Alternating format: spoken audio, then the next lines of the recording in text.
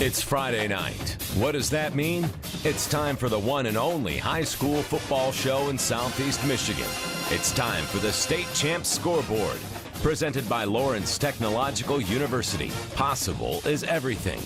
Give us a call at 248-539-9797 and sound off on tonight's games. Watch the live stream now on the State Champs Facebook page. Celebrating 7 years on the radio, talking Southeast Michigan high school football. And now exclusively on 97.1 The Ticket. Here are your hosts, Lauren Plant, Tom Markowski, and Ryan Terpstra. Well, a very good evening, Southeast Michigan. Welcome once again to another edition of the State Champs Scoreboard, a regional finals edition. We are fired up tonight. It was, again, great weather, so no excuses out there. We had some great games. We'd love to talk to you about them. 248-539-9797 is the phone number. Quick shout out to Lawrence Technological University, Meyer, and Hungry Howie's. I do want to mention that our State Champs Extra Point Show is done for the season. We do 11 shows on Channel 7 Saturdays at 10 a.m. It's gone. So all of our football coverage is now, you can find it on State Champs. Sundays at 9 a.m., Fox Sports Detroit. Now, to listen to this show, you can hear the stream on the 97.1 Listen Live page at cbsdetroit.com. You can download the radio.com app, find 97.1 The Ticket. You can watch the Facebook Live feed at both 97.1 The Ticket's Facebook page and the State Champs Network Facebook page. This show will also become a podcast. All episodes can be found on our podcast page at statechampsnetwork.com. Well, gentlemen, it is always a great time of year, and again, we had some classic ones tonight. I think a lot of people are going to be talking about Cass Tech Saline for a long time. For a while. Yeah. But, they've had some good games in the past, too, and these teams are just so familiar with this time of season. That is Tom Markowski. The guy on the other side of the room is Ryan Terpstra. And Ryan, this again is, we're getting ready for semifinals and, just so many great matchups tonight. Yeah, we've got some really good scores to get into, some very tight games, some heartbreakers for some teams out there, but also some really, really exciting times for other teams that maybe have won their first ever regional title, making their first trip to a state semifinal. Yeah. These are the times when Tom and I were talking about this before we hit the air today. Communities rally around their schools. Yes. You're going to see huge crowds at some of these state semifinal sites. They'll travel anywhere in the state. It doesn't really matter. You're going to see people pack up, and that classic, all the shops on Main Street are closed. Everybody with the signs gone to the football game. There's nothing like that time of year, nothing like the energy that comes from this, and congratulations to all the teams that moved on tonight. We'll let you know who did and who they're playing coming up in just a moment. That's right. We got a lot of games tomorrow as well, but it's the funny thing about the semifinals. They kind of try to find a way in the middle between the schools. It's rarely in the middle. It usually favors one or the other. But let me just quickly set the table. Mr. Football candidate Granville's Ian Hall will be joining us soon. Scout.com's Alan True will be calling in to talk the latest in recruiting news from the state of Michigan. He was at the Orchard Lake St. Mary's DeWitt game tonight. That was a classic. Orchard Lake escaped with another win. Live in studio, Novi head coach Jeff Burnside will be with us. His Wildcats fell to Detroit Catholic Central last week, but Burnside has won a playoff game in each of the past 2 years. You all remember the Water Boy story, right? All around good guy Jeff Burnside will be in a little bit later. Plus, his Panthers got a big win tonight. River Rouge head coach Corey Parker will be calling in. Rouge going back to the semifinals for a second straight year as they beat Adrian tonight. We'll hear from Scott Bernstein and Kevin Moore as well. But let's get you updated at least through the first four divisions of what went down tonight. All right, Lauren. Yeah, we had 3 games take place tonight in Division 1, and that's where we will start. Romeo and Clarkston, that'll actually be our Meyer main event coming up on State Champs on Sunday. Romeo looking like they really want to get back to Ford Field. 41-7. They take out Clarkston. They will await the winner of Granville and Detroit Catholic Central. How about that one there, Tommy? Mac Red. Yes, Tommy took Clarkston again this year to beat Romeo. It didn't happen. I learned my lesson last year. Yeah, it was a great win for Romeo. I couldn't see that one coming, and Romeo's been kind of up and down this year, but Aren't they a playoff team? Yeah. They come to play. No doubt. Well, this one was an epic game from all accounts, and we will get a little bit deeper into it in just a moment. Detroit Cass Tech beating Saline 43-42, as we were told, guys. This one was a shootout the whole way. Saline ties the score at 35, kicks an onside kick to recover, scores, so they're up 42-35. Cass Tech walks down. They score a touchdown. They say, we're going for two, and they go for two, and they get the win, 43-42. How about this number, Tom? Cass Tech, 7th straight Division I state semifinal. That's pretty incredible. Consistency? Yeah, it's huge. How about players? I mean, for so many years, for those who are big PSL football fans, remember Cass Tech, just all the great players, but just could never do anything in the playoffs. And then as the PSL as a whole, I mean, King did its thing. Right. But a lot of times, the PSL couldn't even get to the semi. Oh, I know. And then all of a sudden they woke up and they have not fallen asleep since. Well, who are they going to play? Wasn't much of a question there. Utica Eisenhower over Southfield A&T, 42-7 is the final, and that is a juicy semifinal matchup, guys. Cass Tech and Ike. Yeah, for sure. And you can't sleep on Ike anymore. They have proven it tonight. Tom and I both called Utica Eisenhower in this one. We said we are not picking them again. And they have just answered the bell all year long. Congratulations. It was 14-0 real quick in that game. Division II, Lowell over Forest Hill Central, 22-19. Lowell trailed in this game in the fourth quarter, came back to take the lead, then got 2 turnovers to hold on to the lead. They'll face the winner of Fenton and Walled Lake Western coming up. Those two play tomorrow. Temperance Bedford plays Martin Luther King tomorrow, but the winner of that will face another team punching their ticket for the first time into the state semifinals. Birmingham Groves, 44-10 winners over Grosse Pointe South. Congratulations to Coach Flaherty and his crew. 44 points. Yeah. Where'd that come from? Absolutely. I mean, South plays some pretty good D. Yeah, and that's what how they got here was playing defense. So I know I saw Groves play last week, and I was real impressed with just the discipline of that team. 44 points. Well, maybe they will give the winner of that King Bedford game all they can handle. Yeah, Scott Bernstein was at that game tonight, so he'll call in later with a report. Division III, we have our state semifinals fully set. All these games are played tonight. Muskegon, no doubt about them as one of the favorites in Division III. They beat Byron Center 62-7 to move on.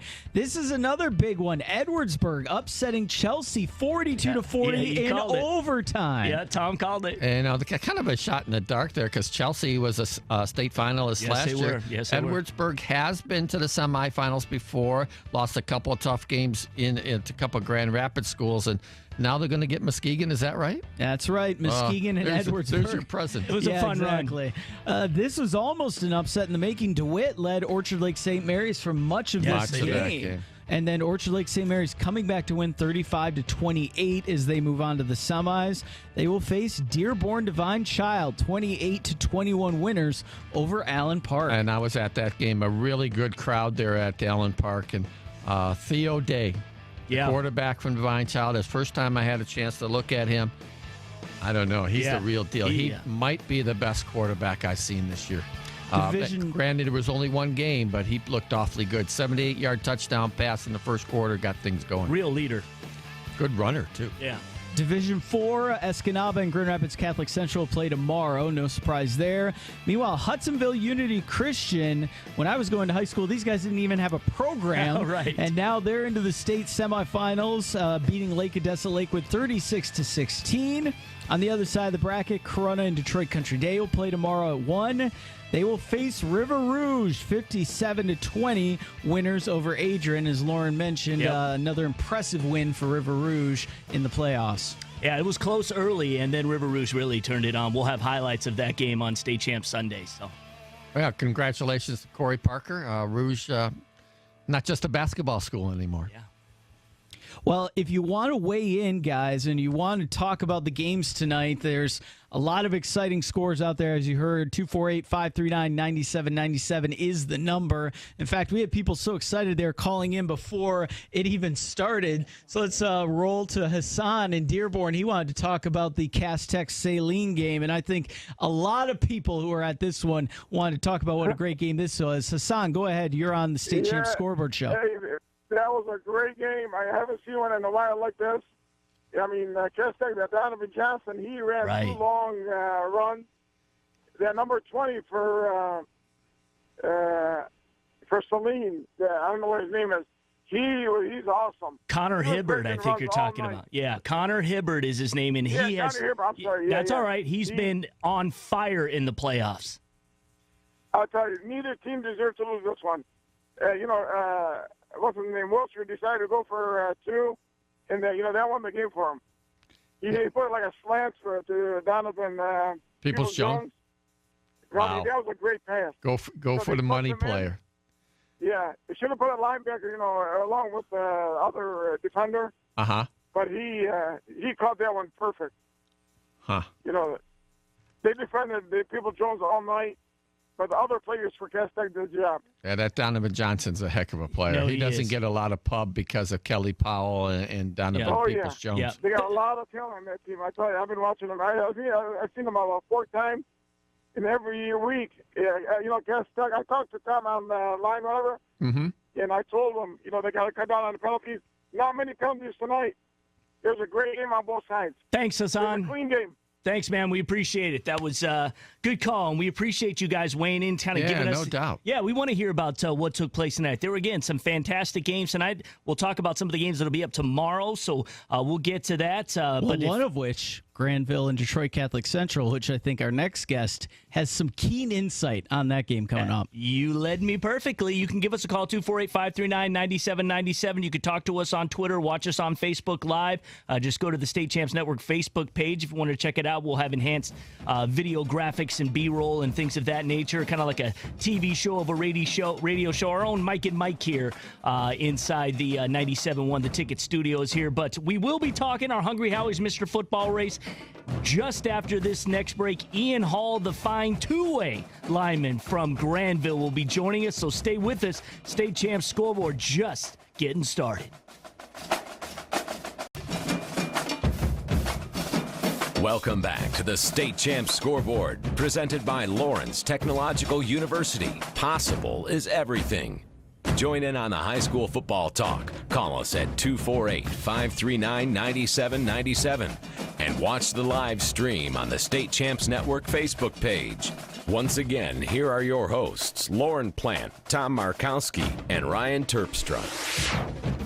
What's going on, everybody? Welcome back to the State Champs Scoreboard. Hey, if you're a high school football player and would like to announce where you're going to play your college football, we invite you to do it on our signing day special, which will air Super Bowl weekend. It's an hour show on Fox Sports Detroit. You will have a statewide TV audience to hear where you will live the dream of playing your college football. And you do not have to be committing Division I, Division II, III, NAIA. We'd like you to be on the show. If you're interested, send me an email, lplant@statechampsnetwork.com. That's lplant, so it's LPLANT at statechampsnetwork.com. That's right. And you also can connect with us over social media if that's easier for you. You can send us a direct message on Twitter, get at us on Facebook. There's a lot of different ways that you can reach us here at State Champs. One popular thing that's coming down to the wire now is our Mr. Football race. And a guy that didn't start the year on the list is going to join us, but he played his way in. And every year, guys, we have kids that are making an impact on teams that are having a great year. Granville having one of those type of years as they are now in the regional final. And I think it was the Detroit Catholic Central social media that said it must be hockey season because we're playing Granville again, guys. But a very good rivalry between these two schools, and obviously a huge game for both sides. And a guy that has made an impact both on the defensive and offensive line for the Bulldogs is Ian Hall. He's part of our Mr. Football race, joining us right now on the State Champs Scoreboard. And Ian, how are you doing this evening, sir? I'm doing pretty good. How about you guys tonight? Awesome. We're doing great, man. Thanks for joining us. And obviously, big game for you guys, 1 o'clock against Detroit Catholic Central tomorrow. How are you preparing yourself this evening? How have you and your teammates prepared yourselves this week for this type of football game? Well, we prepare ourselves just like every other week. Basically, we got one extra day this week because we got a Saturday game. It's the first Saturday game of the playoffs. So this is your first Saturday game for you guys too, isn't it? Yeah, it is. Does that put a little different twist to things, or it's just adjusting to the schedule as it comes? Just basically adjusting to the schedule. We kind of used it to our effect, getting one more extra day of practice. So kind of helped us out. Sure. Well, what do you think about Catholic Central now that you've seen them on film probably quite a bit? We scrimmaged them at the beginning of the year. They know us. We know them. We've gotten better. They've gotten better, I'm guessing. They probably beat us in size, most likely, but that's all I would say. And they like to throw it. They like to throw the ball a little more than you do. Yeah, they like they like to throw the ball. Yeah, we're hopefully our DBs and linebackers can. Well, they will stop them. Hopefully. Ian, you guys routinely have to kind of run the gauntlet in the OK Red. You're playing Rockford, you're playing Hudsonville. Those are the two top teams along with you guys this year.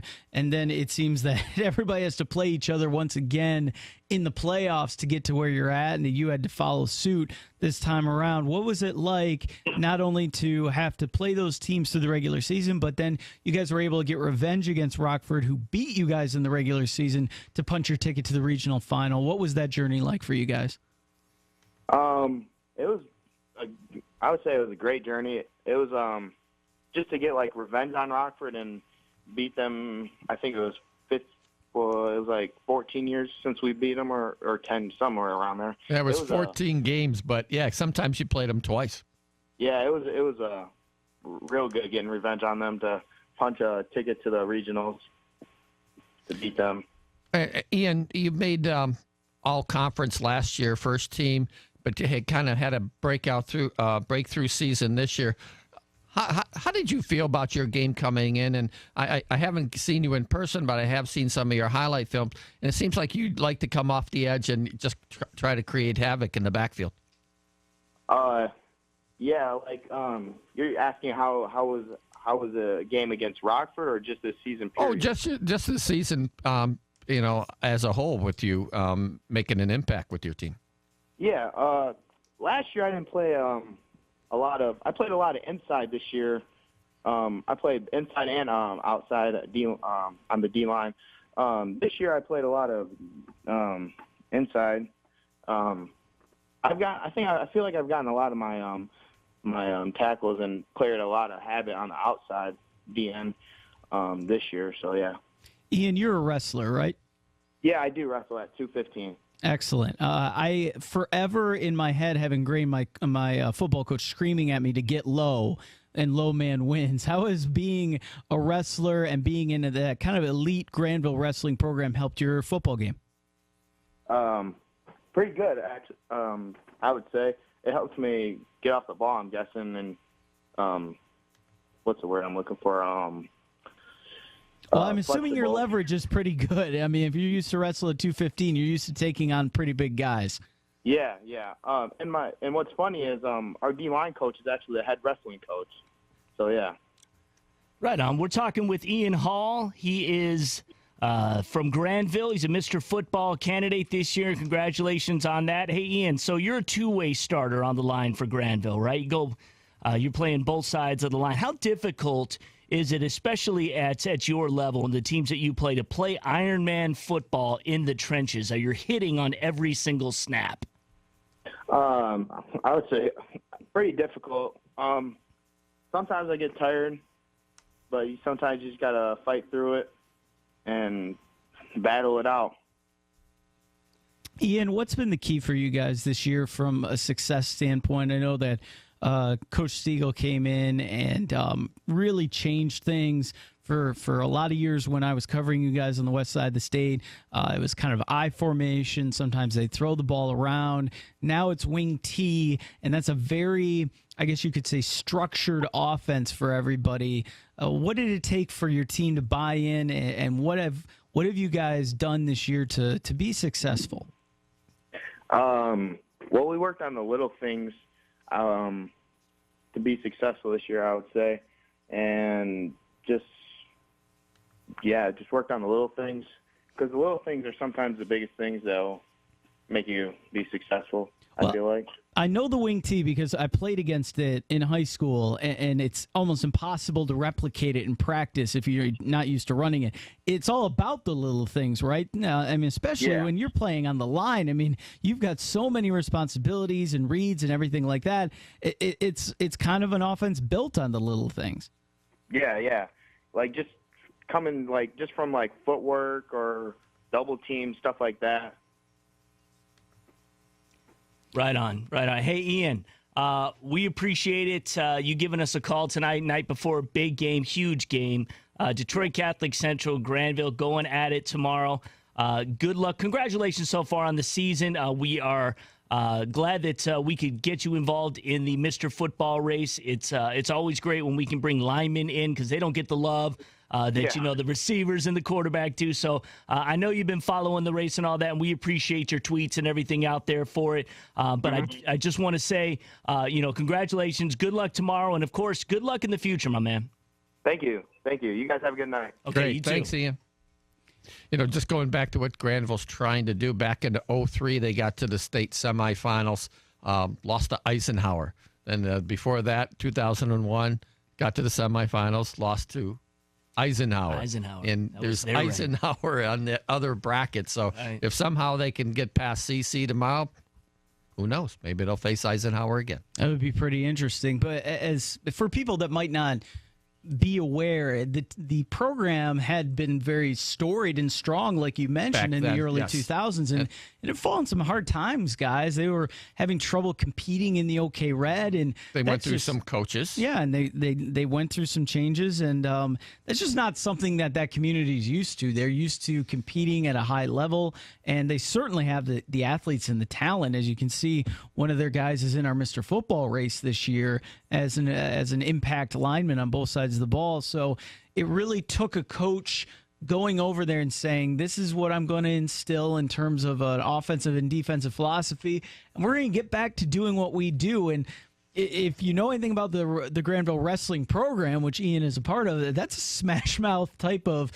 philosophy there, and I think that the wing T offense really fit them. I was just thinking that too, Ryan. That fit the makeup of the school. What's their strength? Their strength really has been the wrestling program recently. But before Eric got there, they did not have a winning season from 2007 through 2013. No playoffs. And he's talked to Eric this year, and he's really been building things there. They were 5-5 his first year, 6-4 last year, and now obviously on the brink of possibly getting to the semis. They've gotten over the Rockford hump.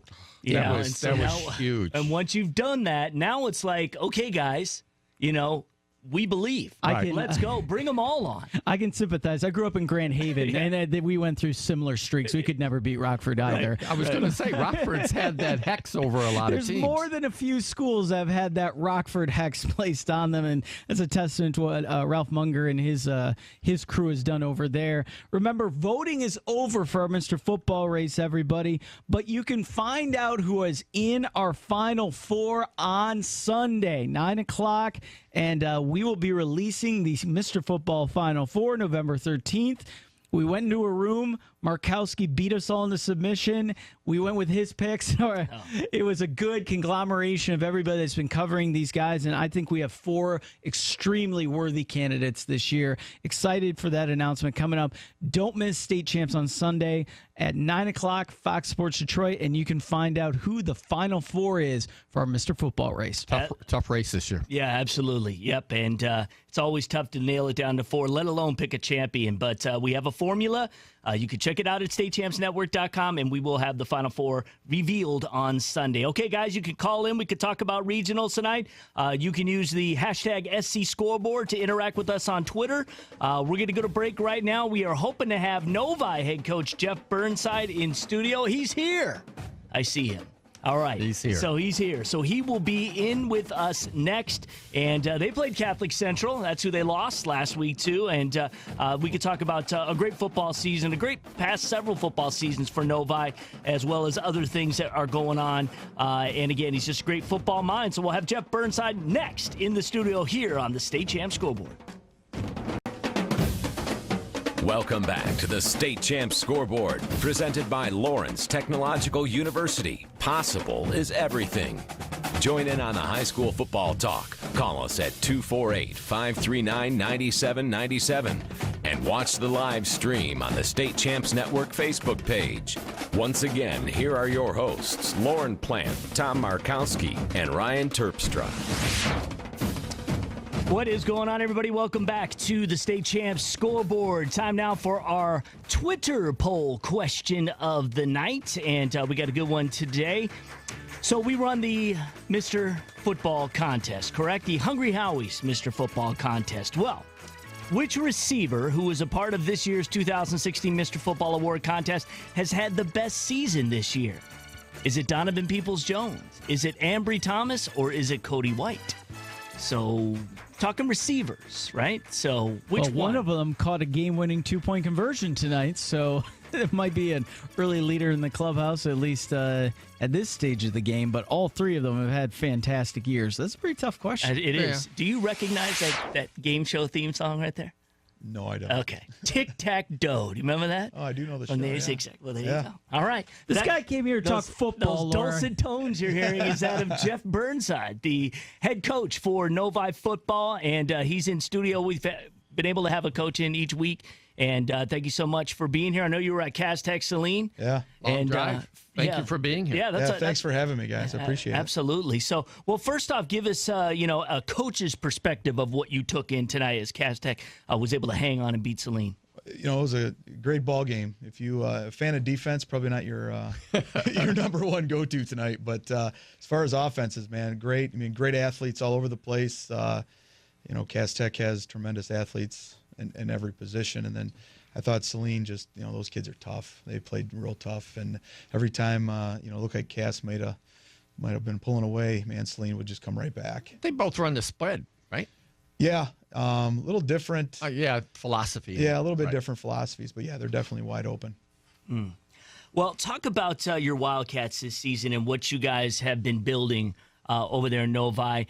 You guys, have made the playoffs again. You were able to get to last week, right? Yeah. And, in Detroit, Catholic Central was able to get by you. But just talk about kind of what you're building there and the philosophy and mindset you're trying to get into your football team. Well, we're trying to just get these guys kind of going. We kind of had a downslide there for a couple of years, and, just trying to get them used to winning again.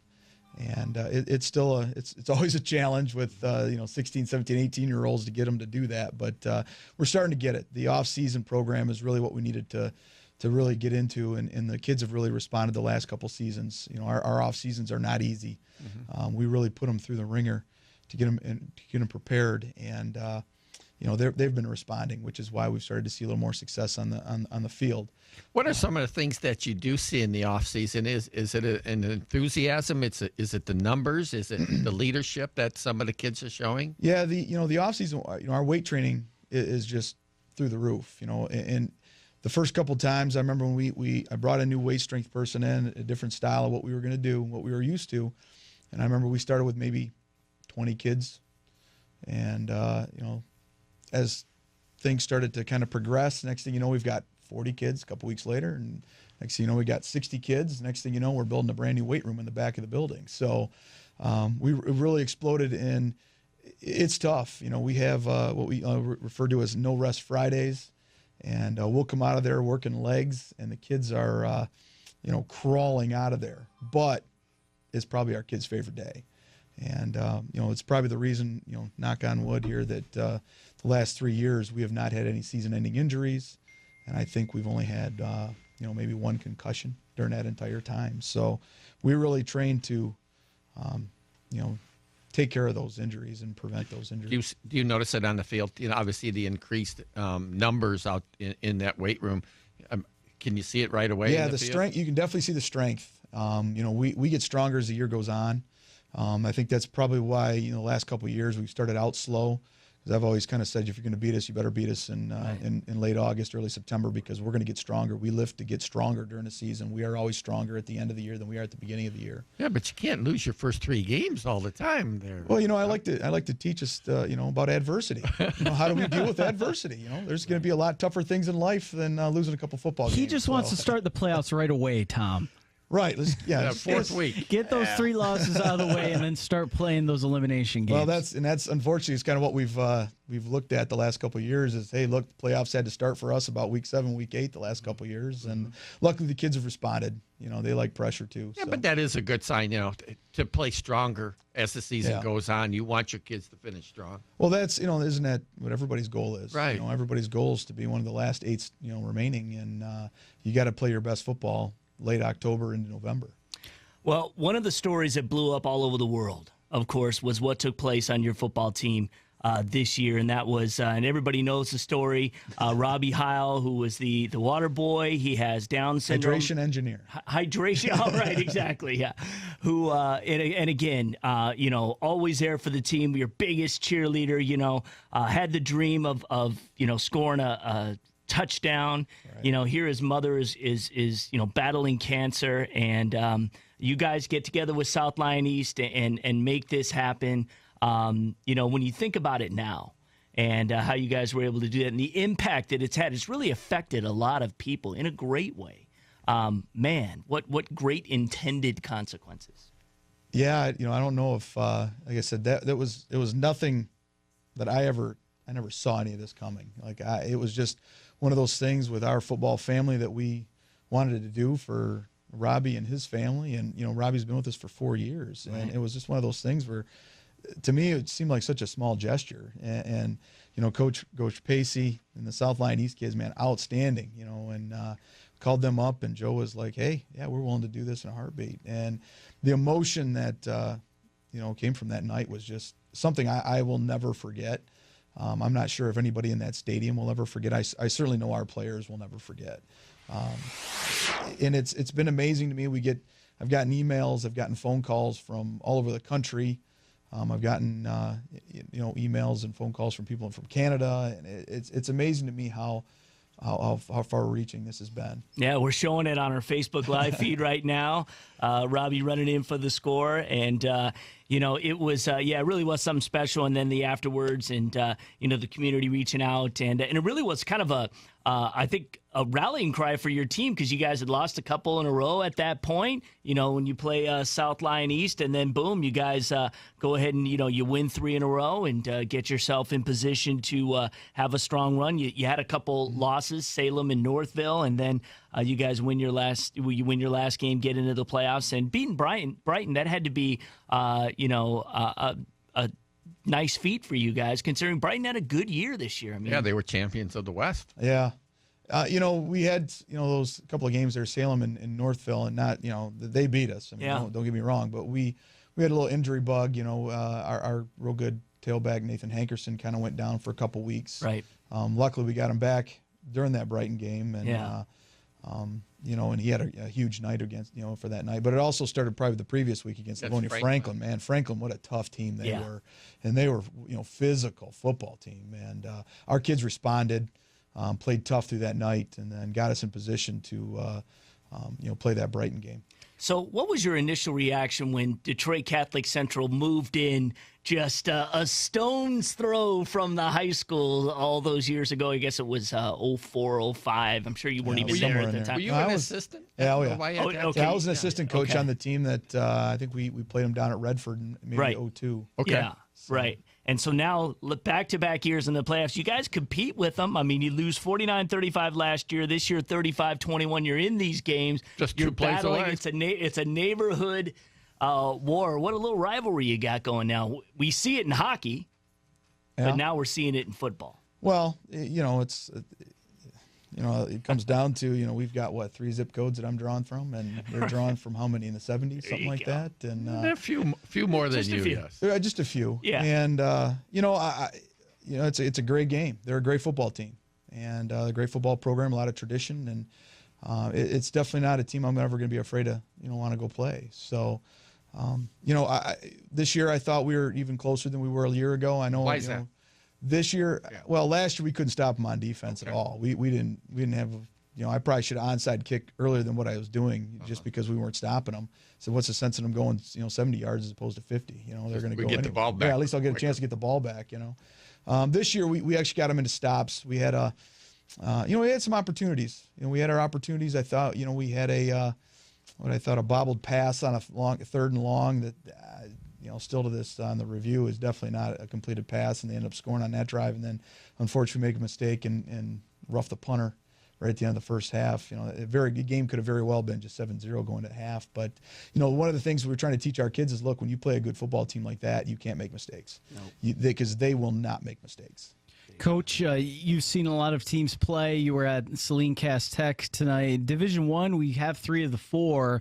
Romeo, Cass Tech, Ike, Catholic Central, Granville. One of those teams will join the fray.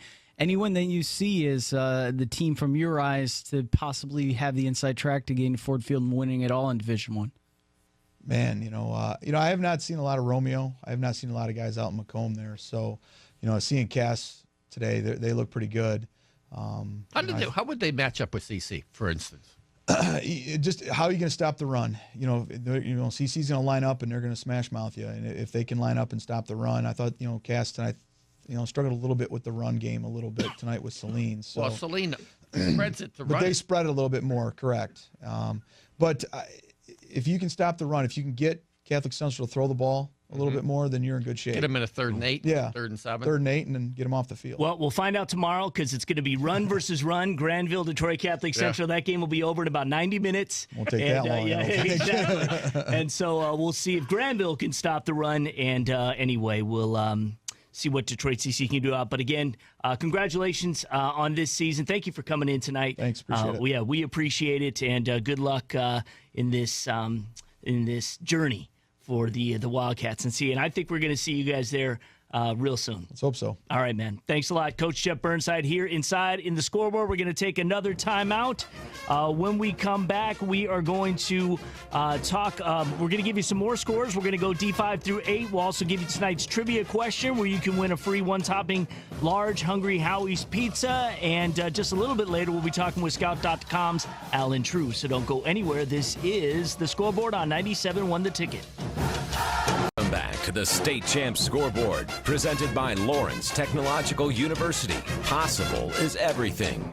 Join in on the high school football talk. Call us at 248-539-9797 and watch the live stream on the State Champs Network Facebook page.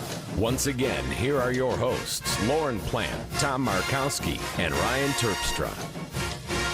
That's right. It's the State Champs Scoreboard Show. I'm Ryan Terpstra, Lauren Plant, and Tom Markowski. This is a November night, by the way. It is. Yes. It wasn't chilly. It was cold. I think Coach Burnside was still warming up in the studio. He's rocking the Under Armour. Before we got him on here, he says, it's amazing how cold it is when you're not coaching.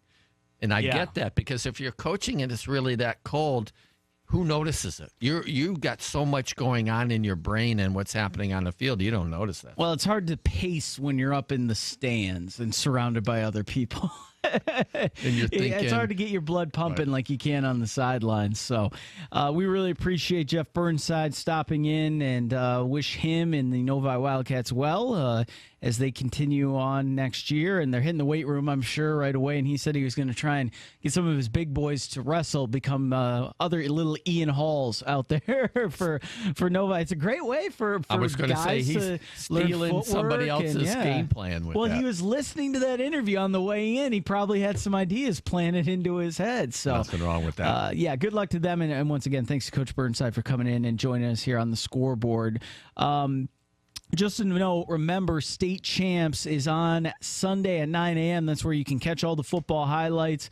On Fox Sports Detroit, our Meyer main event this week will be Romeo and Clarkston. Romeo moving on after their big win over Clarkston tonight. If you want to join us and join the conversation online, head to Facebook Live. State Champs Network is our Facebook page. Also, 97.1 The Ticket is carrying the video, the live feed. You can see what's happening in the studio. And also, people are exchanging scores or telling each other how the games are going. You find out if somebody won or lost. All that is available right now on Facebook Live. And now we move on to the scores. We covered divisions 1 through 4. Yep. Now we're trying to get 5 through 8. And I even have an 8-man score if we need it. So. Yeah, absolutely. Okay, well, we're giving love to everybody. And let me tell you guys, in Division 5, there is a lot of Saturday action going on. So we're going to see most of those games taking place tomorrow. Menominee, Reed City, Frankenmuth, Ithaca, and that should be a really good one.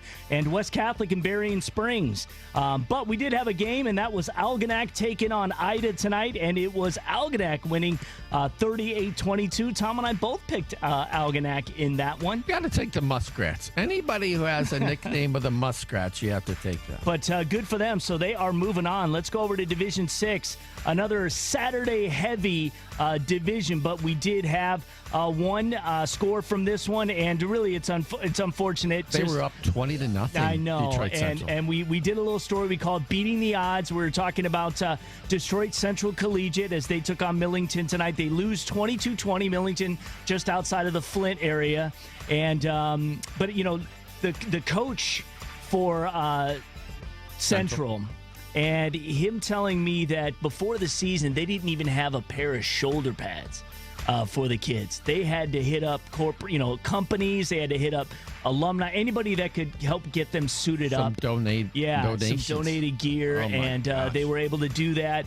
Team went 5-4, squeaked in, was able to get to the regionals, and they really felt that they could win tonight. Now, the good news and the positive side for Central, and you'll be able to watch those highlights on State Champs this Sunday at 9 a.m. on Fox Sports Detroit, is that he said we got everybody coming back, and I mean everybody. So it is real encouraging that he said we are just building something here, and we are going to continue to see what kind of a run we can make in the future. A school that 30 years ago had 2,500 students. They've got 385 now. Shrinking.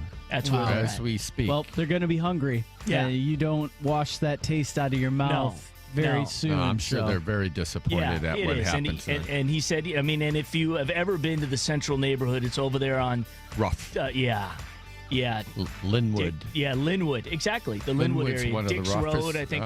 Dexter's right in there. Yeah. And it is one of the roughest areas in the city. So I give them a lot of credit what they're doing for those boys. So let's move on to Division 7. We've got 2 Saturday games going: Pewamo, Westphalia, Traverse City, St. Francis. That should be a doozy. Oh, that's That'll the dandy be tomorrow. in that one. Ooh, that's gonna be good.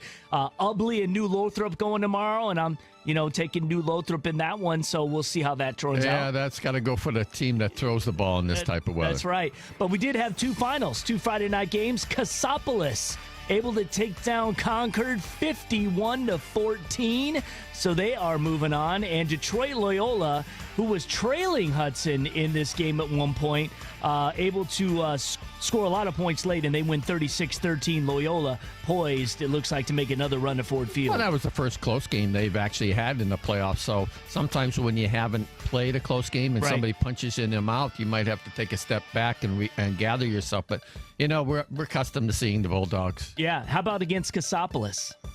That's going to be a tough game. Yeah, because you like them. Yes, I do. I mean, that's from the part of the state that probably doesn't get that much love. Right. Edwardsburg is out that way. Dowagiac is out that way. Kind of the Southwest. Correct. And Southwest. if you're talking about that region, usually you're talking about St. Joe's or Stevensville Lakeshore. Yes.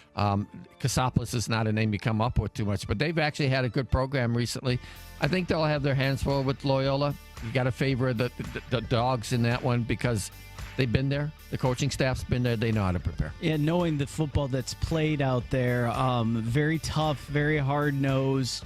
if weather becomes a factor this time of year, that doesn't really affect them because they're just grouping together and trying to battering ram their way through you. And you learn toughness out in that Southwest Division. So I think that you can see them lining up and not being afraid of Loyola at all. So that should be a good one.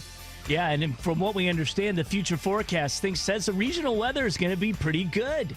Well, that's good. Yeah. Yes. Because last year it was not good. It was not good last year. That'll relate even to our trivia question coming up. Yes. But, we don't need 10 feet of snow again. No, we do We've not. done that. That was crazy. As pretty and as cool as it looked on TV, we don't need to deal with that. That's for sure. It made for good highlights. It did. No, it did. Absolutely. Okay, finally, in Division 8, 3 games will take place tomorrow. Norway St. Ignace, Frankfurt, and Muskegon Catholic Central, Royal Oak Shrine, and Saginaw, Michigan Lutheran Seminary. There was one game tonight, Ottawa Lake Whiteford 38, Climax Scots 18.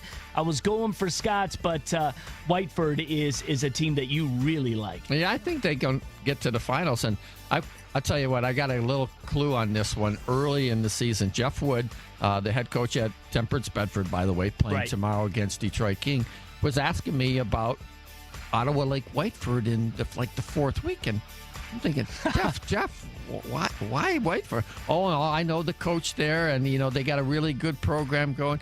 Him and Jason Mensing, the coach at Whiteford, met at a clinic. These schools are literally 5 or 8 miles apart. They're 3 miles, each of them, from Toledo. So they're in that rural area of southern Michigan there. And they, just kind of hit it off, and they kind of follow each other's careers. Both of them in the playoffs. Well, we have one 8-man score as well. Powers North Central, the defending 8-man champs. They move on to the finals, 62-22. They'll face the winner of Wyoming Tri-Unity Christian and Deckerville, who play tomorrow. Meanwhile, let's get to tonight's trivia question. Here is your chance to win a free large pizza from Hungry Howie's. We mentioned that horrible weather last year. Well, the question has to do with that. Which 2015 semifinal was actually moved from Saturday to Sunday because of the poor weather conditions? Give us the matchup of that state semifinal that actually had to be moved from a Saturday to a Sunday. I remember to when that accommodate the happened. weather. It's like they're playing on a Sunday. Yeah. It's really? I was surprised, actually, that they were the only one that got moved, considering the weather and considering teams are having a hard time getting to these semifinals. Well, they could have moved a few more to Sunday. Pretty easily. The winner will receive a coupon in the mail for a free one large topping pizza. You can call in 248-539-9797. That's 248-539-9797. Coming up next hour, talking recruiting, Scout.com's Alan True. Stay right here. It's the State Champs Scoreboard Show on 97.1 The Ticket.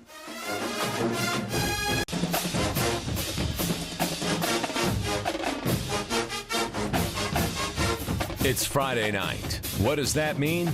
It's time for the one and only high school football show in Southeast Michigan. It's time for the State Champs Scoreboard, presented by Lawrence Technological University. Possible is everything. Give us a call at 248-539-9797 and sound off on tonight's games.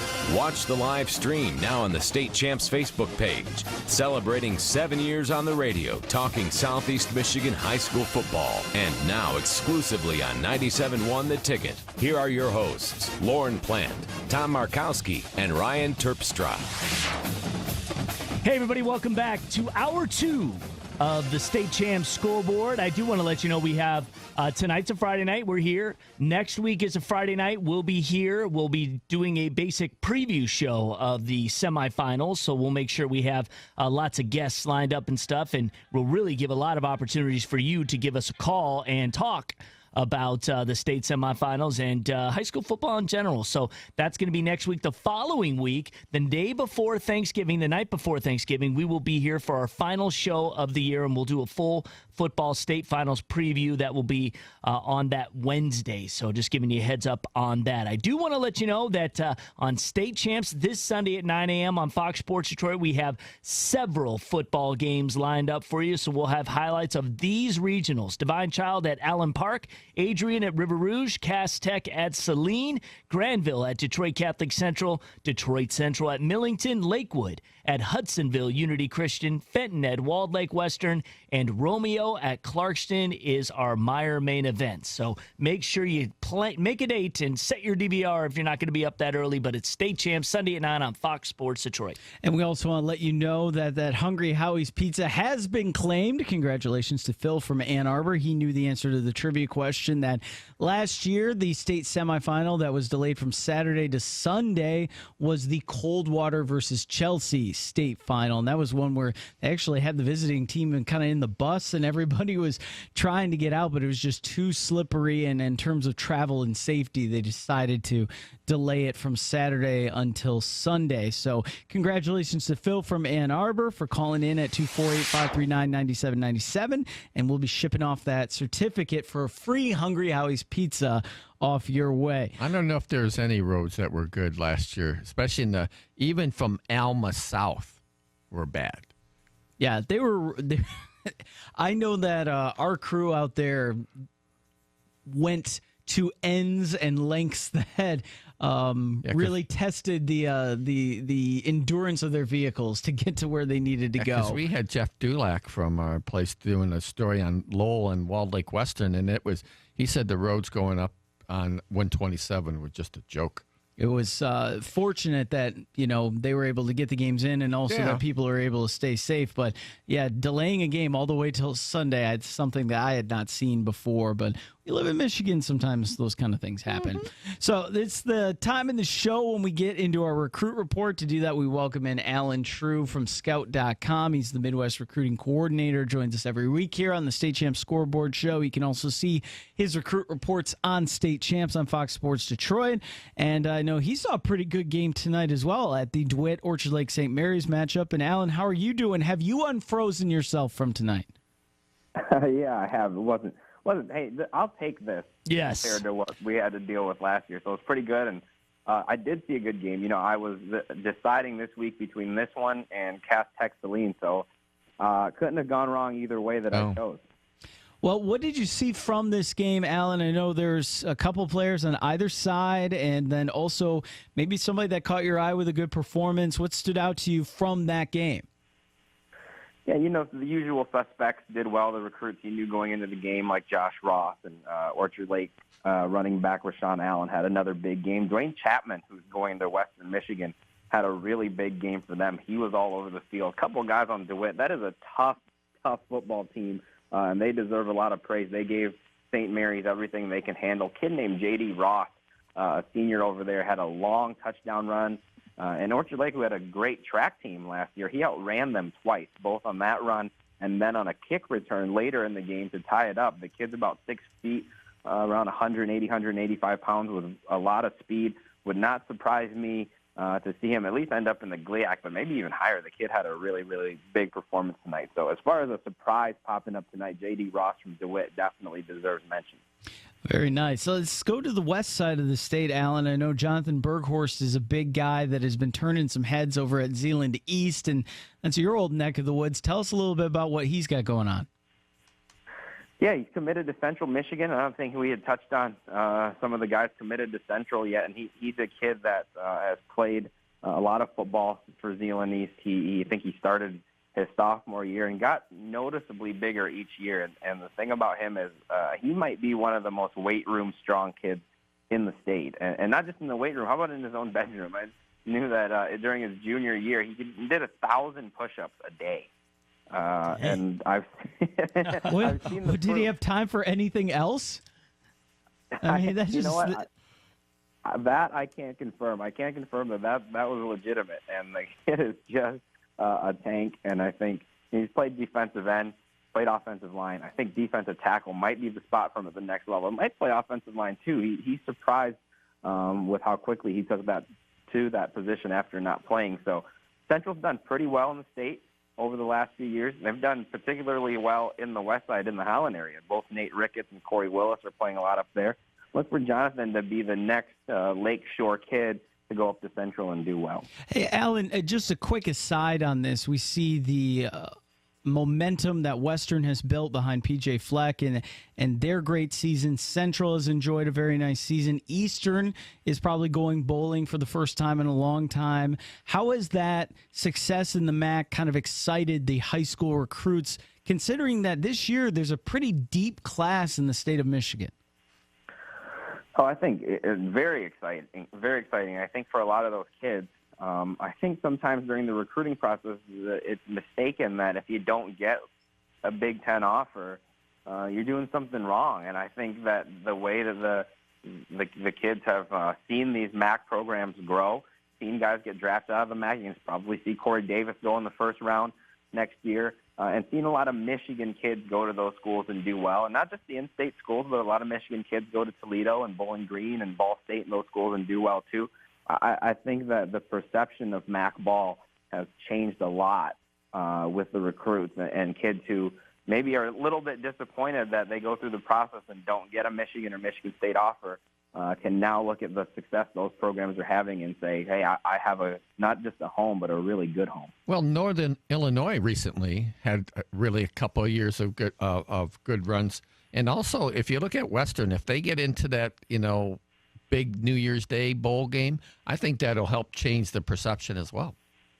No doubt. And yeah, Northern Illinois making the Orange Bowl a few years back, huge for that. Jordan Lynch getting in the Heisman race, right. Huge for that. Guys getting drafted, and even to a certain extent, guys outside the MAC, a guy like Carson Wentz going high in the draft. I think that changes the perception of the so-called mid-major type ball.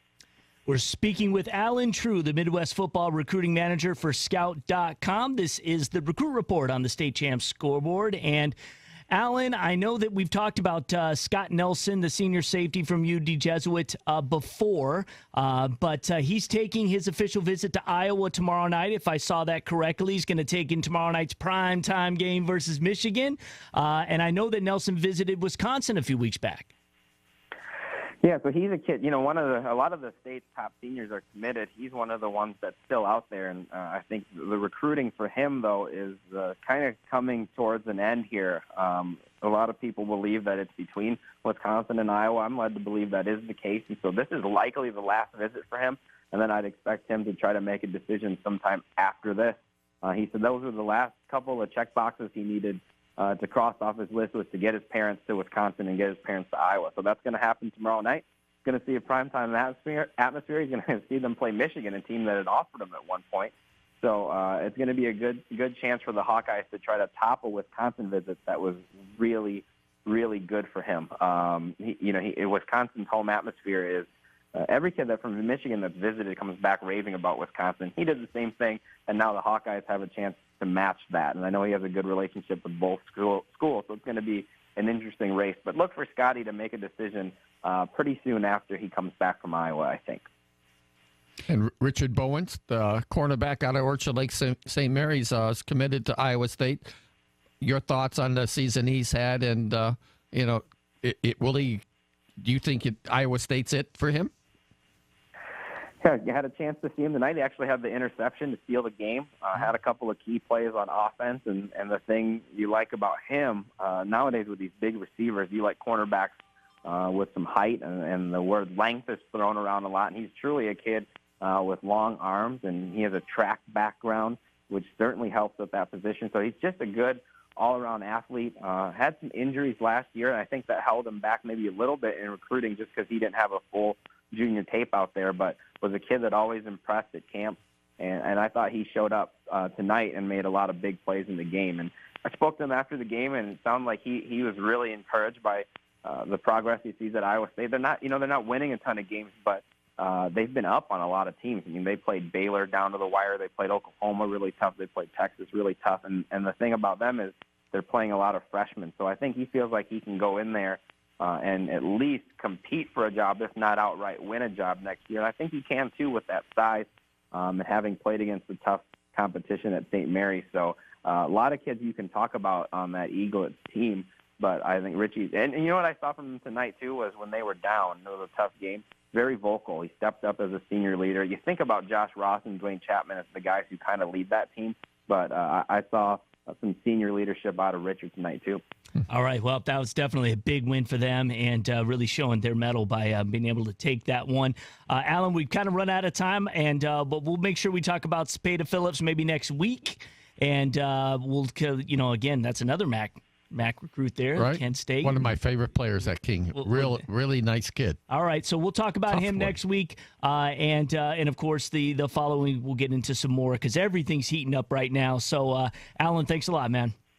Yep, sounds great, guys. Thanks for having me. All right, we'll see you. He is Alan True. You can follow him on Twitter. He's a great follow at Alan True, and that's ALLENTRIEU. So at Alan True. Again, he's the Midwest football recruiting manager for Scout.com. So we appreciate him being here. All right, guys, we're going to take another timeout.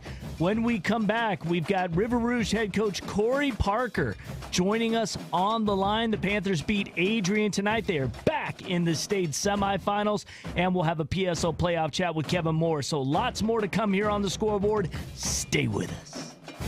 State Champs Scoreboard, presented by Lawrence Technological University. Possible is everything.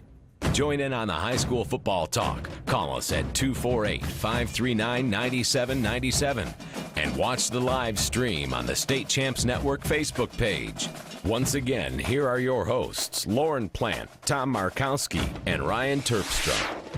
Hey, everybody, welcome back to the State Champs Scoreboard. Lauren Plant here again with Ryan Terpstra, Tom Markowski. Hey, the Detroit Athletic Awards are going to be May 8th, 2017. If you're an athlete or you know one that is a senior, has a 3.0 GPA or higher, maybe they are ranked first team in your sport or projected to be a first-team All-Stater in the upcoming winter or spring sports seasons, you've been a good citizen at school, maybe did some volunteering or something along those lines, well, first off, good for you. And you could be nominated to win a $1,000 or $10,000 scholarship for college and be one of the select few to be considered one of the male or female student athletes of the year. Simply log on to msay.thedac.com and apply. We filmed the entire awards gala. We're hoping to have Shane Battier. I'm hoping as our sports celebrity speaker this year. Shane was the very first winner of the award 20 years ago. And if you're nominated, you'll be invited to downtown Detroit for an amazing gala, red carpet and all. Once again, go to msay.thedac.com. Right now, we want to go to the phone lines because we have a victorious football coach joining us on the line. River Rouge able to win and get to their second straight semifinals. They beat Adrian tonight 57-20, and we've got the head coach Corey Parker on the line. Corey, how you doing, my man? I'm doing great. Thank you guys for having me. Sure thing. Congratulations, Corey. Hey, Coach, it's been an amazing season, 11-1 now. You had to forfeit that one win over Chelsea because of an eligible player, but there was a 7-week stretch this season. Your defense didn't give up a single point. You were facing a Maples team that kind of squeaked into the playoffs, but when they beat Milan a week ago, I was like, all right, look out. You need to respect this team. Talk about the way that you guys game planned and the way you were able to execute your game plan. Well, the game plan was quite simple. We need to make sure that we handle their deep surges down the field. They can eat up chunks of yards in a small amount of plays with their jet sweep and the different things that they do off of that with their bubble and slant concepts. So we want to make sure that we play a little bit soft versus the run because they really wanted to get that sweep moving so that they can get your linebackers' eyes to be a little undisciplined and then take some shots deep downfield versus your corners one-on-one. So we really want to keep the ball out in front of us, and I think we did an awesome job doing that. But at the end of the day, our offense did a phenomenal job of moving the ball and scoring and making some plays. Coach Johnson, Coach Collins, Coach Kilpatrick, Coach Pearson, Coach Petway, Coach Burks, Coach Williams, Coach Ruffin. My coaches did a phenomenal job tonight. And I love what they do with our kids, spending time with them, making sure that the scheme is simple for their kids to be able to get out, run around, and have some fun. Jarius Grissom, how do you do it tonight? Oh, he did a pretty good show of improv.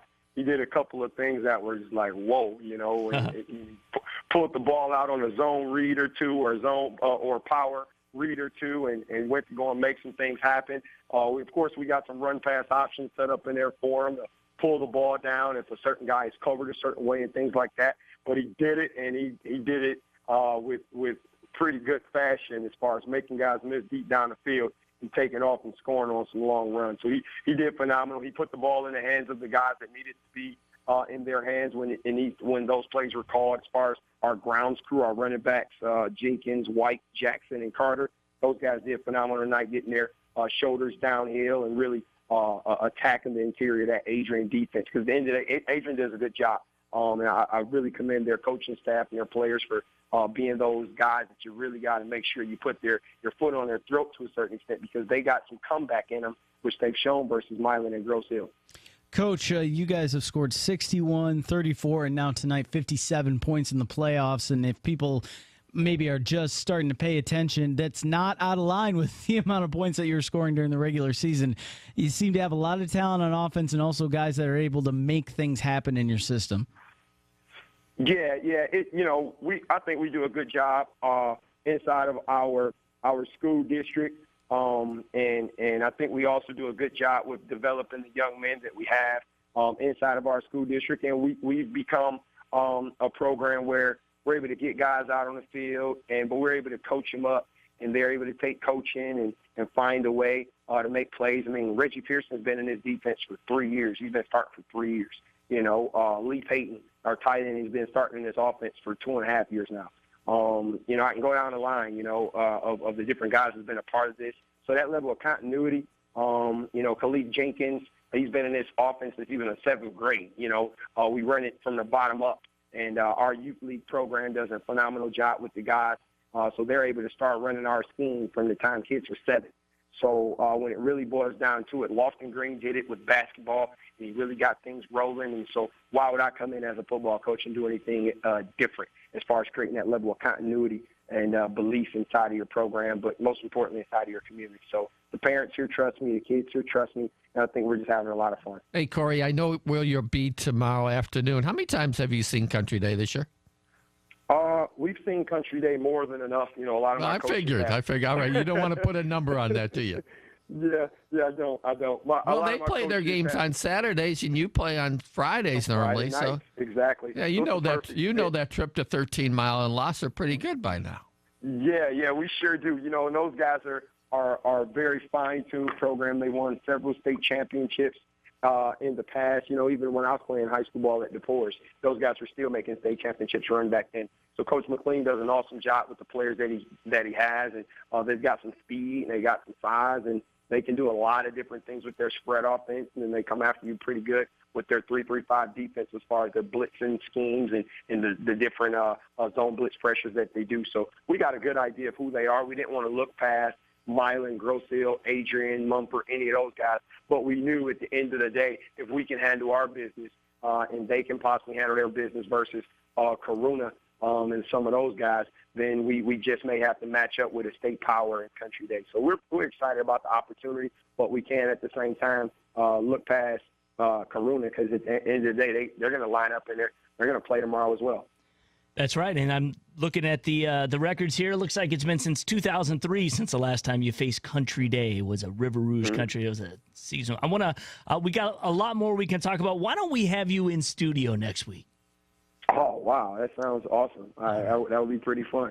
Then we really can dissect the Yellow Jackets. Because I want to ask you. I want to ask you about scheduling, maybe your league, and a lot of things that have kind of changed over the last several years. So why don't you just call yourself Saint River Rouge and join the Catholic League?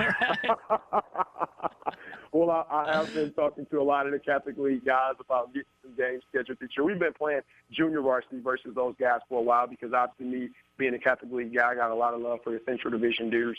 And so myself and Catholic Central, we've talked, De La Salle, we've talked about setting up a game for next year. Yeah, Divine Child looked good tonight. Yep. So obviously we played Notre Dame Prep now for the past couple years now. And so, we're at a point right now where, hey, the worst thing that can happen is we're going to lose a game. At the end of the day, it's not really about winning and losing for us. We're trying to build these young men to be greater men. So you're going to take some losses in this world, but that's what our school district is about, just teaching our young people how to be great outside of what they particularly love to do. So we're going to keep working on our kids and keep teaching them, hey, this is just a game. You can be great at it, but at the end of the day, you got to be great at something else outside of things, because eventually it's just going to end. So for us, it's just a game. We're just going to continue to play it and have fun while God blesses us the opportunity to do it. Great. Coach Parker, congratulations on the win tonight. We'll talk to you again very soon, my friend. Thank you. Hope to see you guys in the studio. Yeah, we'll see you. See you next Friday. All right. Have a safe trip to Beverly Hills. I'll try. Once again, that's Corey Parker, head coach of River Rouge, and congratulations to them on a 57-20 win over Adrian. And as we've mentioned, they will play the winner of Detroit Country Day and Corunna that play tomorrow. For a quick check-in on what's been going on with the PSL, we know one game that really went down to the wire, and we'll talk to our friend Kevin Moore and to give us an insight on what's happening. We'll start with Detroit Cass Tech, as I said, Kevin. What a game against Saline, and what an ending there. And when it got down to crunch time, Donovan Peoples-Jones was the man that got the ball. How y'all guys doing? First hey, of all, good, man. Yeah, man. Cass Tech, they're number one in the state for a reason. That's with the playmakers they have. Well, they were put to the test tonight. Oh yeah, definitely. Everybody knew it was going to be a battle. Saline got them before they played a couple of years ago. Saline got the upper hand on them, but Cass Tech, they were able to come through with this win, and advance to the semifinals. So, big shout out to Coach Woodcher over there. What do you think about this one, Kevin? I mean, this was a game where they had to really match Saline the whole way. Then they were down in the fourth quarter after Saline onside and were able to go up 42-35. What do you think does this show a blueprint on how to defeat Cass Tech, or is this something where, it almost makes them stronger having gone through something like this?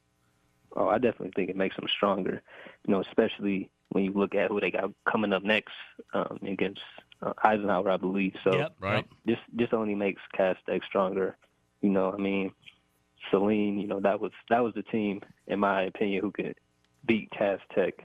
And, they had that game. But like I said, when you have playmakers like Cass Tech, Donovan Johnson, Peoples-Jones, Rodney Hall, when you have people like that, Jalen Kelly Powell, when you just have, All-Americans basically like that, you find a way to win, and those guys find ways to step up and just make great plays for Cass Tech. Yeah, they definitely were putting the ball in the hands of their playmakers, and they did get it done. Most points they've given up all season, not even close. I mean, they gave up 27 to Oak Park week 1, 20 to King a few weeks ago. Speaking of King, they're going tomorrow, and that's going to be a 3 o'clock start at King High School. So weather shouldn't be a factor. Temperance, Bedford coming to town, and definitely a team you can't sleep on. Oh, definitely. Yeah, but I think King is, I believe they're feeling pretty good about themselves as a whole, because I was at the game last week against Oak Park, and King's defense, looked great in my eyes. They were – Oak Park has a real good quarterback, DeJuan Mathis. He's a sophomore. He's a real good quarterback, and he looked uncomfortable against King. He was never – he never stayed in the pocket. He was always scrambling, moving around. He got sacked a few times. So, Cepeda Phillips, he definitely played a big role for King's defense as a whole. And so I think King's defense is going to step up again against Temperance Bedford. And Ambry Thomas had a great game last week too. So I think he's going to step up, and I think King's going to come out again on their home field. So I think so too. Well, I think Cepeda Phillips, with the offense that Temperance Bedford runs, with that Navy style of offense where they do a lot of pitching and the quarterback handling, that linebacker Phillips is better be on his toes. Oh yeah, I'm pretty sure Coach Spencer is getting them ready. There. So, it's not an offense that you see that much, and I'm not saying King can't handle it. It's just something new that they'd have to prepare for this week. Oh, yeah, definitely. Yeah, so I definitely believe that, Coach Spencer had them watch film on Temperance Bedford to get ready for the game. And told them, this is we haven't really seen this offense before, so that's something we definitely have to get ready for. So I think it should be a good game. I think it'll be a good game. I think if King should get by them, a very intriguing matchup with Birmingham Groves, a team that a lot of people counted out early, and you shouldn't have, because they've just been beating everyone and have risen to the occasion. against whatever their competition level is every week. So we'll see if those two meet in the semifinal. That one will probably be at Berkeley High School, should that happen. We were thinking about that. Yeah, Berkeley usually is the host at Thanks, Kev. D2 semi. Thanks, Gavin. No problem, guys. All right, we'll talk to you, man. Once again, that's Kevin Moore with our PSL report. Remember, we've got a full recap of scores coming up. Scott Bernstein, speaking of Groves, was at that Groves Point South game, so we'll get a recap with him coming up. And all that and more coming up next on the State Champs High School Scoreboard Show. Keep it locked right here to 97.1 The Ticket. Welcome back to the State Champs Scoreboard, presented by Lawrence Technological University. Possible is everything. Join in on the high school football talk. Call us at 248-539-9797 and watch the live stream on the State Champs Network Facebook page. Once again, here are your hosts, Lauren Plant, Tom Markowski, and Ryan Terpstra. Welcome back to the State Champs Scoreboard Show. Ryan Terpstra with you, Lauren Plant and Tom Markowski. Scott Bernstein will join us in just a moment. But before we get to him, let's recap some of the scores from this evening, shall we? And we'll begin in Division I, where Granville Detroit Catholic Central will play Romeo. The winner of that game will play Romeo, who defeated Clarkston tonight, 41-7. Rolled over them. That will be our Meyer nice main pick, event. Mr. Plan. Yes, Nice. thank you. There you go. Yes, Good job. Yeah, that's our Meyer main event, 9 o'clock, State Champs on Fox Sports Detroit. Make sure you check it out. What a game this was. We just got done talking about Detroit Cass Tech beating Saline 43-42 after they go for 2 in the fourth quarter and get it. 7th straight Division I semifinal for Cass Tech. They will play Utica Eisenhower, who defeated Southfield A&T 42-7. You know, just thinking of that Southfield and Clarkston loss, the one OAA team left in the playoffs. Wow. Birmingham Grove. Yeah, there it is. Think about that. And they won Amazing. 44-10 tonight over Grosse Pointe South in Division II. We'll talk about that more with Scott Bernstein, who's at that game in just a moment. The other winner in Division II was Lowell, 22-19 over Grand Rapids Forest Hill Central. They will play the winner of Fenton Walled Lake Western, who plays tomorrow. We have a game report on our State Champs network, our website. And reading Jeff Cheney's story, it's like a lot of turnovers helped save Lowell today. Yeah, I think they got 3 straight turnovers, actually, did that Lowell defense. Meanwhile, Groves will play the winner of Temperance Bedford and Detroit Martin Luther King. Division III, Muskegon rolls on. They win 62-7 over Byron Center. Edwardsburg with a little bit of an upset, getting by Chelsea 42-40 in overtime. So those two will play. On the other side of the bracket, another comeback. Orchard Lake St. Mary's able to beat DeWitt 35-28, and then they will face Dearborn Divine Child, who are 28-21 winners over Allen Park. Moving to Division IV, Hudsonville Unity Christian beats Lake Odessa Lakewood 36-16. They'll face the winner of Escanaba Grand Rapids Catholic Central. Meanwhile, River Rouge, you just heard Coach Parker in the last segment. They get it done versus Adrian 57-20. They'll play the winner of Detroit Country Day and Corunna. Division 5, we have 3 Saturday games with 1 final. Algonac winning 38-22 over Ida. To Division 6, once again, 3 Saturday games, but 1 final. Millington getting it done 22-20 over Detroit Central Collegiate. Division 7, one side of the bracket, we have our matchup, Detroit Loyola, 36-13 winners over Hudson. We'll play Cassopolis, who beat Concord tonight, 51-14. Then in Division 8, Ottawa Lake Whiteford is the only game that was played there. They win 38-18 over Climax Scots. And then in 8-man football, Powers North Central powered past Pickford 62-22. They punched their ticket to the state final. They will face the winner of Wyoming Tri-Unity Christian and Deckerville. And that game, the state final game, will be played next week. That's right. It'll be at Greenville High School, and we will have those highlights on State Champs. We got a crew going out next week to cover the 8-man finals. So, we give everybody their love when it comes to football. Scorekeeper's always busy in those games. Those are fun. They're fun, and they're great highlights. Yeah, Ryan covers a sideline reporter on many of those. So, all right, right now let's bring in our man Scott Bernstein, Oakland Press, StateChampsNetwork.com. You can read his blog, Bernie's Bites at statechampsnetwork.com each and every week. And Scotty, welcome back. I know you were at the Birmingham Groves tonight game, and obviously a huge win for them and the first ever regional title. Am I correct? Yeah, well, I was going to say it was an historic win. First trip to the state semifinals, first regional title. You got to give a lot of credit to Coach Flaherty. You do. He had these guys dialed in all year long, just playing inspired football. One of these teams that, and I've spoke about it on here before, one of these teams that has a lot of seniors, a lot of guys that have been playing together since little league football, since they were 8, 9, 10 years old, and they are a true definition of a single unit moving for a single purpose on the gridiron right now. Right. So the time is now for Birmingham Groves. Yeah, and talking to Coach Flaherty afterwards, he said, for the first time, at least in his, he's been there 16 years. Right, He'd long been there time. as an assistant for a couple years before that. Right. But has been the head coach since 2000.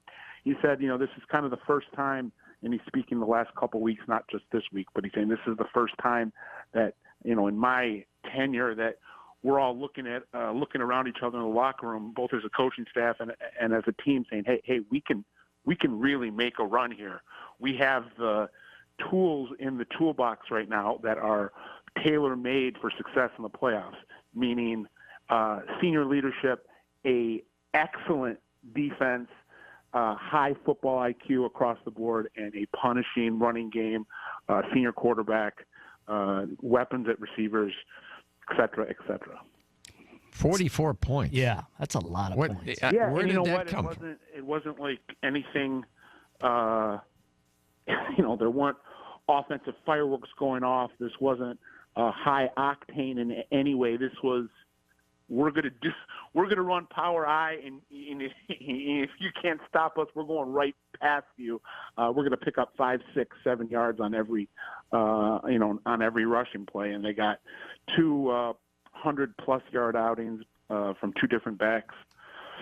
Ernest Allen, their number one ball carrier, ran for 150 and a touchdown, and then Colin Hurd, their junior change of pace back, who I think is going to be, I think he's really their one surefire Division I athlete on that team. Colin Hurd. Is he a senior? I believe he's going to be recruited out of the defensive backfield. Okay. But carrying the ball, he's kind of a slot back, catches the ball too, but carrying the ball tonight, he ran for about 105 and 3 touchdowns. So, Scott, if Detroit Martin Luther King, who's the defending Division II state champion, is able to move on tomorrow, that's who Groves would play. What kind of a matchup would that be between those two schools, and do you see advantages on either side? I couldn't be higher on that defense at Groves. Just to give an example of their balance, I was doing defensive statistics tonight, and they had out of 9 of their 11 defensive players, no one had less than 5 tackles, and no one had more than 10. So you had, 9 guys with, roughly 8 tackles apiece. Right. I mean, that's just, ridiculous amount of contributions from a ton of different guys. And they got 2, I guess you could call them defensive quarterbacks in Nate Wagner, their senior middle linebacker, who calls all the plays up front, and then Ryan Flaherty, Brandon's oldest son, who is the starting free safety and makes all the calls in the back in the secondary. And they are just, they're coaches' kids. They're intelligent, and they're just 150 miles an hour on every play, buzzing to the ball, making just absolutely bone-crushing tackles. Yeah, well, I'll tell you what, losing to Saline the way they did, 38-3, right? After only giving up. Which to me was a red flag, right. But what do I know? They learned. I mean, they'd only given up 22 points the first the 6 games prior to that. That's total. And these are against good teams. I mean, they did that against Southfield, Harrison. Rice because of that loss. Right. So they blank Brother Rice. They go on the offensive tonight. They get it done. It will be interesting to see how far they can go. But I definitely give them a shot. I'm not going to pick them against King. I'll still pick most likely, 99% I'm going to pick King. Yeah. 100% I'm going to pick King. But I think, like I said, they have the weapons to put a scare into the defending state champion. Absolutely. Hey, Scotty, man, thanks again, and we'll talk to you next week, man. All right, man. Check the blog. Doing a lot of basketball because basketball is starting next week. Around the corner. That's right. With college basketball was tipping off tonight. And I'm already starting to get texts from people just from my 3 or 4 or 5 blogs. I'm already starting to get texts from people telling them I'm not giving people enough love. Of course not. Of course you're not. It wouldn't be basketball season without people complaining about who's getting coverage. Especially in the beginning. Lord help us. All right, Scotty. Thanks, buddy. All right, guys. Thanks, Scott. See you. All right, so that we're going to take our final time out. We're going to give you a full preview of tomorrow's games. I've got them all kind of listed here. We'll kind of quickly go through them, give our predictions, and we talked about some of them already, but let's do it. So we'll come back, so stay with us. We'll also give you the results from tonight's Twitter poll. That is all coming up here on the State Champ Scoreboard, so stay with us. 97.97 and watch the live stream on the State Champs Network Facebook page. Once again, here are your hosts, Lauren Plant, Tom Markowski, and Ryan Terpstra. All right, everybody, welcome back to the final segment of the State Champs Scoreboard for tonight. I want to give you our results of our State Champs radio show poll, our Twitter poll. Which receiver who is part of the 2016 Mr. Football Award contest has had the best season this year? And it's Donovan Peoples-Jones with 66% of the vote. Cody White got 28%. Ambry Thomas 6%. So the fans like Donovan Peoples-Jones obviously made a big play tonight. Yeah, that's what happens when you fans must have been asleep waiting for tomorrow's game. They're prepping, Tom. They went to bed early. They got a good night's sleep. They're getting ready tomorrow. I got you. Peoples-Jones, you catch a game-winning 2-point conversion. That means you're going to win a Twitter poll or two. I mean, it's science. He's good. He's good, no doubt about it. He also deserves it. He's had a great year. Yeah. All right, guys. So we've got a lot of games tomorrow. So if you've got some time on your hands, certainly make a date to go check out some great high school football. Regionals happening all over the state. Let's talk about a few of them here in our final minutes here on the State Champs Scoreboard. Well, we talked about this a little bit today, but in Division I, big matchup, Granville at Detroit Catholic Central. Granville comes in 10-1, Detroit Catholic Central 11-0. We talked to Ian Hall earlier, Granville's two-way lineman. And that's a 1 o'clock start, going to be in Novi at Detroit Catholic Central. Two teams who love to pound the ball. No doubt. Talked to Ian Hall tonight, talking about just what what's ahead of for the Bulldogs. We're laughing. Even Jeff Burnside was saying that we were saying a 90-minute game, and he didn't think it was going to go that long. Right. It could be that type of slugfest, unless Ryan and I were talking before we came on that.